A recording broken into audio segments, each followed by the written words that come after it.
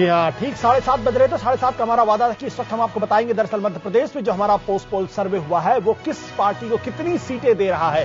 तो अब हम आपके सामने वो पिटारा खोलते हुए बताते हैं कि दरअसल कांग्रेस को वहां पर जो है 67 से 77 सीटें आती नजर आ रही हैं। बीजेपी को 136 से 146 सीटें आती नजर आ रही हैं। अन्य के खाते में 13 से 21 सीटें, यानी जो पिछले साल का आंकड़ा था, पिछले चुनाव का आंकड़ा था, लगभग वही स्थिति है। इसमें किसी तरीके का बदलाव नजर नहीं आ रहा। हालांकि इस बार कांग्रेस को बहुत उम्मीद थी कि वो अपने आंकड़े को बेहतर करेंगे, लेकिन जो हमारा सर्वे कहता है वो सर्वे इस तरह बिल्कुल इशारा कर रहा है कि कांग्रेस की स्थिति वहां पर बेहतर नहीं होने वाली है। हरीश जी, ये जो सीटों का आंकड़ा है, आप इससे सहमत बिल्कुल नहीं होंगे।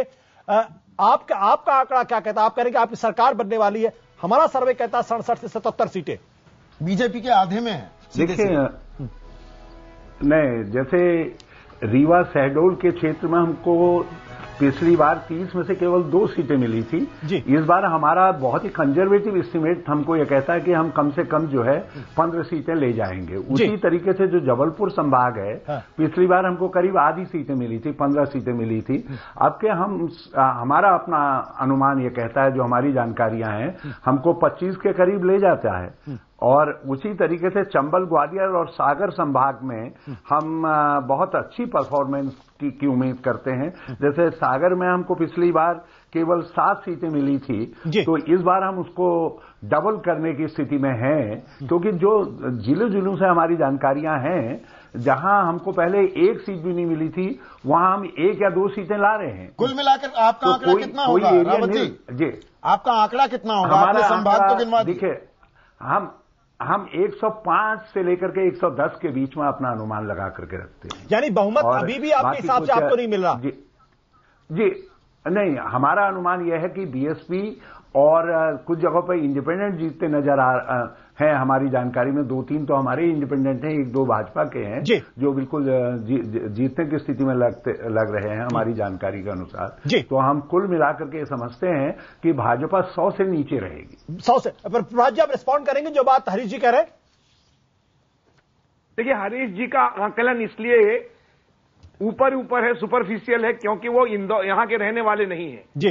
और 10 दिन में मध्य प्रदेश को पहचानने की आशुतोष जी कोई कोशिश करेगा तो वो असफल ही होंगे। मैं हरीश जी को भी दोष नहीं देता हूं, लेकिन इतना समझ लीजिए, मैं प्रभात जी इसको मानता हूं। मैं इसको मानता हूं। जैसे वो सागर की बात कर रहे हैं, लेकिन इस बार फिर सागर में वो हमारी जो जानकारियां, इस बार फिर जबलपुर में, अब जबलपुर का उनको पता ही नहीं है ज्योग्राफी क्या है, पॉलिटिकल सिनेरियो क्या है वहां पर। जबलपुर संभाग में बीजेपी एज कर रही है सर्वाधिक, अब वो कहने पीछे जा रही है।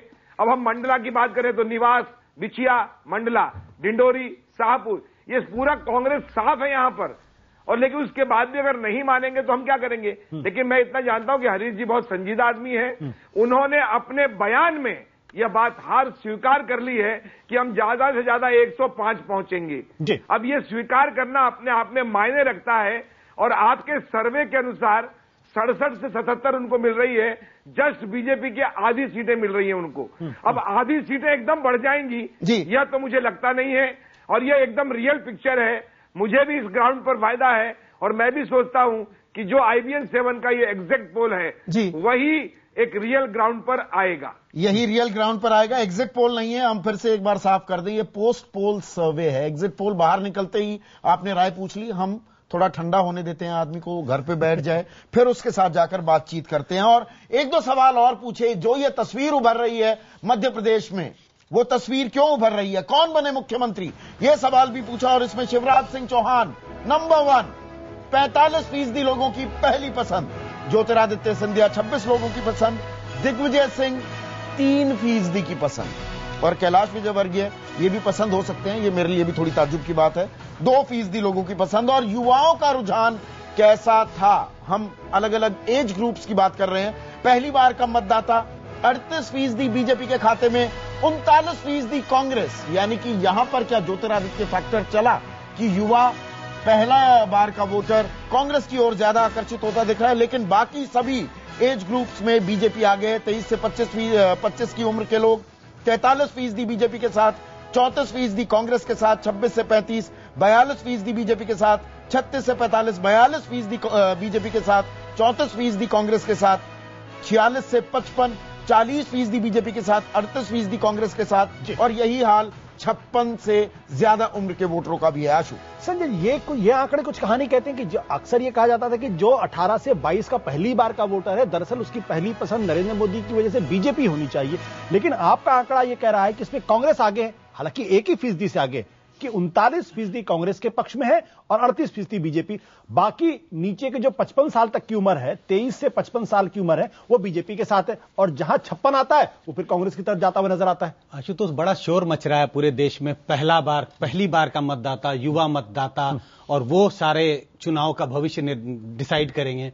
आश्चर्य की बात है कि हमने अभी मध्य प्रदेश को देखा, छत्तीसगढ़ भी देखा, और दूसरे राज्यों के सर्वेक्षण भी देखेंगे, और आप ऐसा देखेंगे कि युवा मतदाताओं या पहली बार जो मतदान दे रहे हैं, उनकी पसंद दूसरे एज के जो मतदाताओं की पसंद है उससे बहुत भिन्न नहीं है। 39 और 38 में कोई ज्यादा फर्क नहीं है, इतना तो आंकड़ों में। 23 और 25 में तो 43 से 34 का फर्क जी, जैसे फर्क हो जाता है। मैं युवा मतदाताओं की बात कर रहा हूं, महिलाओं का युवा मतदाताओं की पसंद, युवा मतदाताओं की अगर बात करेंगे तो उनकी पसंद दो पार्टियों के लिए लगभग बराबर है, सारे राज्यों में और इन्हीं राज्यों में नहीं, इसी चुनाव में नहीं। हमने पहले के चुनाव का भी विश्लेषण किया और वहां भी देखा कि वो बहुत बटे हुए दिखाई यहां पर एक बहुत ही मौजूद सवाल पूछ रहे हैं विवेक, जो मुद्दा उठा रहे हैं, क्या कोई आपने युवा जो पुरुष हैं, जो लड़के हैं और लड़कियां, क्या उनका भी कुछ आपने एनालिसिस किया? क्योंकि यहां पर मामा की छवि है, भूमिका है शिवराज सिंह चौहान की। ऐसी एनालिसिस भी हमने की और कुछ खास अंतर दिखाई नहीं पड़ा। अगर इस तरह का कोई बहुत विशेष अंतर दिखाई पड़ता, उन आंकड़ों को हम अपने दर्शकों के बीच में जरूर दिखाई। पुरुषोत्तम जी, या ये मिथ है क्या कि सोशल मीडिया पे आने वाला नया वोटर जो है वो बीजेपी की तरफ आकृष्ट होता है, मोदी की तरफ आकृष्ट होता है? कम से कम अगर इन आंकड़ों के आधार पर जाएं तो ये मध्य प्रदेश में ये बात उतनी क्लियर स्पष्ट नजर नहीं आती। देखिए, वो आकर्षण थोड़ा बहुत हो सकता है किसी नेता के प्रति या किसी पार्टी के प्रति, लेकिन जो आपका नौजवान वोटर है वो ओवरऑल सोशल एनवायरनमेंट से कटा हुआ थोड़ा ही होता है। जो सोशल एनवायरनमेंट है किसी भी राज्य का जहां चुनाव हो रहा है उससे जुड़ा हुआ ही होगा। और अगर, लेकिन यहाँ जो रोचक बात है, जैसे 23 से 25 साल का जो इनका ये है, इसमें तो काफी फर्क है, वहां पर 9% का फर्क आ जाता है। तो जो बात आप कह रहे हैं, हम इतने मैकेनिकल ढंग से 18 से 22, 23 से 25, अगर मान लीजिए, मैं ये एकेडमिकली जानना चाहूंगा कि अगर आप 18 से 22 और 23 से 25 कैटेगरी को मिला के एक कर दें, 18 से 25 कर दें, तो क्या स्थिति बनती है? तो उसमें वो बात साफ हो जाती है कि जो सोशल मीडिया पे या युवा जो है उसका रुझान बीजेपी की तरफ ज्यादा है, क्योंकि 23 से 25 साल की जो उम्र वाले हैं उनमें बीजेपी 9% आ गए इस सर्वेक्षण के मुताबिक। बिल्कुल, तो ये फैक्टर है, काम करता है। विवेक, एक सोशियोलॉजिस्ट होने के नाते मैं चाहूंगा कि आप एक समाजशास्त्री प्रोफेसर होने के नाते ये कुछ कहानी कहता है क्या? देखिए, अगर आप ये जो हम पॉलिटी की बात कर रहे हैं तो ये बाईपोलर पॉलिटी है। एक पार्टी जाती है, दूसरी पार्टी आती है, और उस पार्टी के अंदर मुझे लगता है कि नेतृत्व का उभार और नेतृत्व का रिप्रेजेंटेशन बहुत मायने रखता है। कांग्रेस ने 0 से शुरू किया था, जब ज्योतिराव सिंधिया आए तो 0 से शुरू किया और तब भी वो 26 तक एक ही महीने में पहुंच गए। तो इसका मतलब यह हुआ कि युवा वोटर उनकी तरफ जरूर आया, लेकिन आप ये देखेंगे कि जो बाईपोलर पॉलिटी के अंदर आप जब नेतृत्व को उभरने नहीं दे रहे हैं, उसको मौका और समय नहीं दे रहे हैं, तो वह स्थापित नहीं हो पा रहा है। आप कहने मतलब अगर ज्योतिरादित्य सिंधिया को पहले से प्रोजेक्ट किया गया तो साफ तौर बताया गया होता कि आप मुख्यमंत्री पद के उम्मीदवार कांग्रेस की तरफ से हो तो कांग्रेस का फायदा होता। मुझे लगता है कि जरूर होता, क्योंकि तब आइडेंटिफिकेशन ऑफ द वोटर, और वो रहेंगे यहां पर, ये नहीं कि जीत करके वो फिर केंद्र में चले जाएंगे, ये नहीं होता, और वो वहां पो की स्थिति जो है वो नहीं रहती। ये एक अहम सवाल उठाया, और रावत साहब आपकी टिप्पणी इस पर चाहूंगा।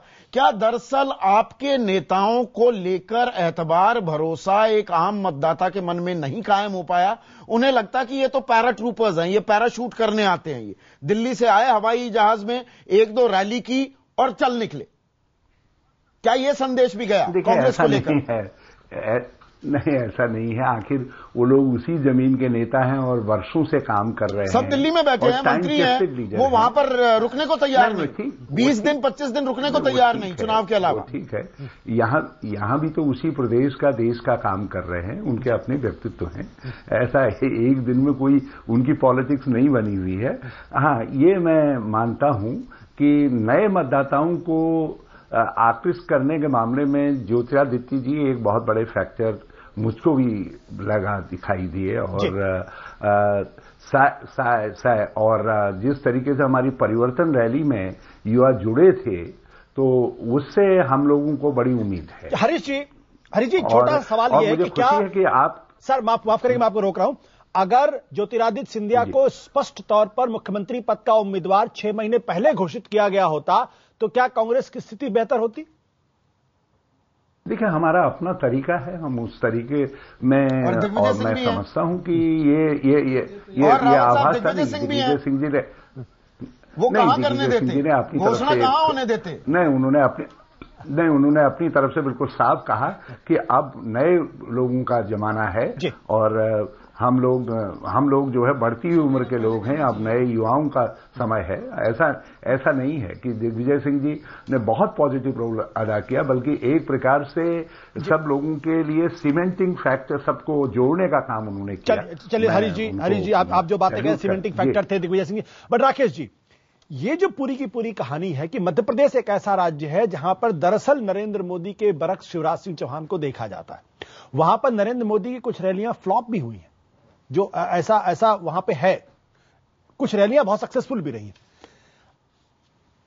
क्या ये जो कॉन्ट्रडिक्शंस था, ये कहीं कुछ सीटों को घटाने का काम किया? देखिए, तो 170 के ऊपर जा सकती है। प्रश्न के पहले मैं थोड़ा एक टिप्पणी करूंगा। कांग्रेस रावत जी बोल रहे थे, रावत जी बहुत अच्छा बोलते हैं, लेकिन कांग्रेस की हालत हो गई स्लीपिंग वॉकर की, सोए चलते रहने की आदत हो गई। अभी डाटा आ रहा है और अभी भी कोalition गवर्नमेंट बनाने की बात एक अलग मसला है। लेकिन जहां तक नरेंद्र मोदी का सवाल है, देखिए भारतीय जनता पार्टी ने जब उनको प्रोजेक्ट किया है, उनका प्रभाव है।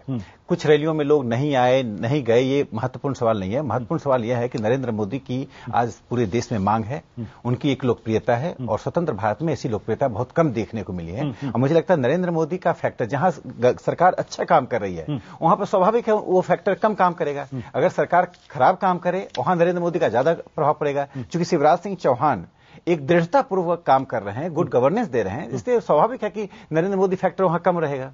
पुरुषोत्तम जी, शिवराज सिंह चौहान के प्रसंग में एक बात नहीं भूलनी चाहिए, और इन चीजों का एक सिंबॉलिक महत्व होता है। जो टोपी ना पहनने के कारण नरेंद्र मोदी चर्चित हुए थे, शिवराज सिंह चौहान को वो टोपी पहनने में कोई ऐतराज नहीं हुआ।